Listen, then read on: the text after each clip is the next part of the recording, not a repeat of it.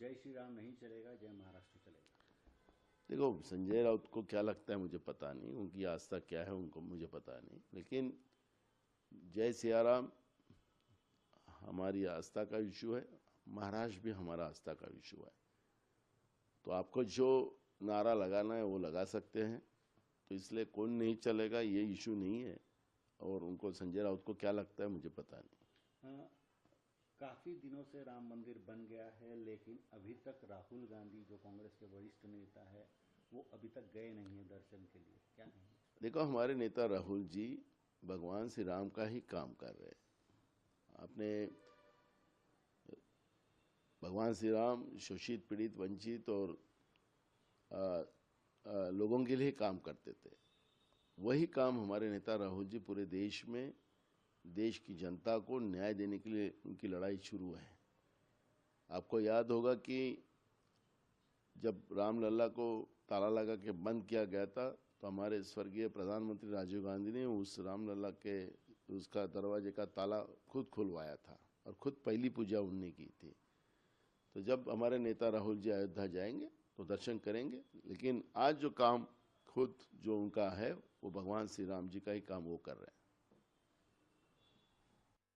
बयान दिया है जिसमें उन्होंने कहा है कि किसी भी व्यक्ति को जाति, धर्म या भाषा के आधार पर नहीं आंकना चाहिए।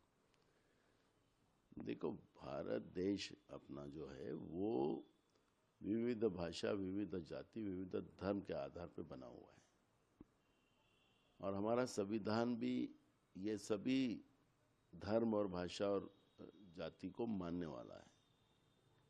हम दुनिया के सबसे बड़े लोकतंत्र का अपना देश है। उसका रीज़न ये है कि हमारे संविधान ने उस बात को मजबूती से रखा है और उसी आधार पर हमारा देश चल रहा है। लेकिन जो आरएसएस को कभी देश की आज़ादी एक्सेप्ट नहीं थी, जिन्हें इस देश का तिरंगा नहीं फहराया कई सालों तक, 60 सालों तक, वो लोगों को तो इस तरह की बात करेंगे। मुझे तो ऐसा लगता है कि आरएसएस के ही लोग आज देश के प्रधानमंत्री बने हुए हैं। देश में जो रोज हिंदू, जो किसान, जो आत्महत्या कर रहा है, उसकी बर्बादी हो गई, वो तबाह हो गया। हिंदू के लड़के जिनके हाथ में काम नहीं, बेरोजगार है, वो आत्महत्या कर रहे हैं। उनकी चिंता करना चाहिए मोहन भागवत जी।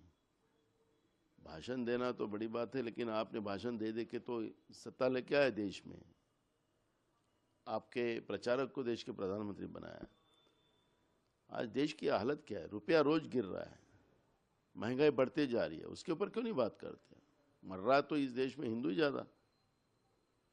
तो मुझे लगता है कि हमारे मराठी में कहावत है कि बोला चीज भात भोला चीज कड़ी, यानी इसका मतलब है कि सिर्फ मुंह से बोलने का है, बाकी करना कुछ नहीं है। तो मुझे लगता है कि मोहन भागवत जी, आपने देश के में आपके आरएसएस के लोगों को सत्ता में बिठाया। अब देश की जनता की चिंता करना चाहिए और उसके ऊपर उपाय योजना करना चाहिए, यह हमारी भूमिका है।